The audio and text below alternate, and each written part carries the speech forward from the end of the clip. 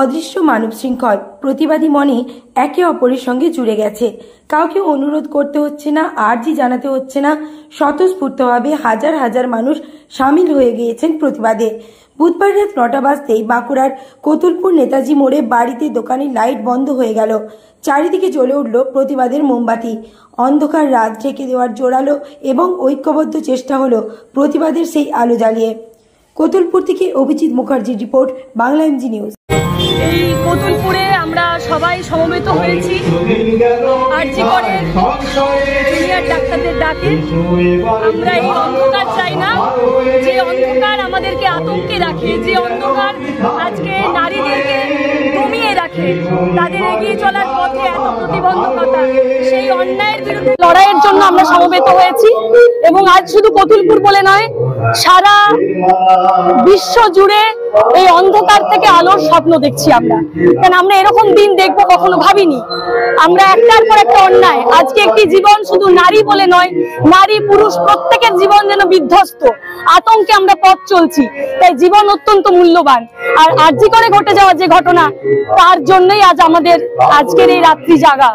এবং আমরা সবাই এই মোমবাতির আলো জেলে অপেক্ষা করে আছি একটি সুবিচারের আশায়, যেন এই অন্যায়ের বিরুদ্ধে আমরা লড়তে পারি এবং এই অন্যায় থেকে আমরা যেন মুক্ত হতে পারি। এবং আমরা সেই আলোর ঠিকানায় পৌঁছানোর জন্যই সকলে প্রতিবাদে একসাথে হাতে হাত মিলিয়ে গান কবিতার মধ্য দিয়ে আমাদের অন্তরের যা কিছু যন্ত্রণা, যা কিছু চাপা কষ্ট, সবকিছু নিয়ে আজ আমরা পথে নামতে বাধ্য হয়েছি। আমরা ঘরে আজ কেউ শান্তিতে ঘুমোতে পারছি না। এই চরম অন্যায়ের একটা শেষ আমরা দেখেই ছাড়বো। আর নয়, অনেক হয়েছে। আর কত বলি হবে, কত অভয়া, কত নির্ভয়া, কত তিলোত্তমা আজ এভাবে চলে যাবে আমাদের জীবন থেকে। সুদিন আসুক, আমরা সেই আশায় সবাই রাত জাগছি। তার কয়েকটি কথা উচ্চারণ করে তারপর আমি আসবো কবি আরণ্য বসুর কবিতায়। একদিন হয়তো একদিন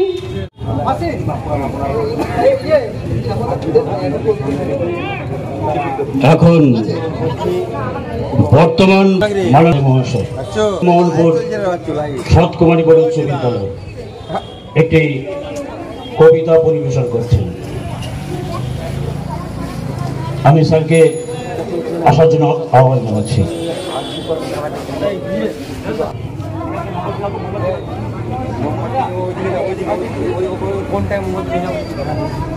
হ্যালো হ্যালো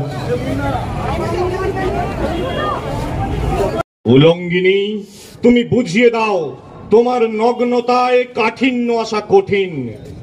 তুমি বুঝিয়ে দাও তুমি কালী হও। লক্ষ্মী মানেই সে ধর্ষিতা। এতগুলো দিন তোমাকে ধর্ষণ করেছে সমাজ, তোমাকে ধর্ষণ করেছে পুরুষতন্ত্র, তোমাকে ধর্ষণ করেছে শারীরিক, ধর্ষণ করেছে তোমার ভিতর বার, ধর্ষণ করিডোরে পড়েছিল অর্ধনগ্ন দেহ, নিষ্প্রাণ হাড় ভাঙা অঙ্গে, ছত্রে ছত্রে ছিল রক্তের দাগ। শুনুন।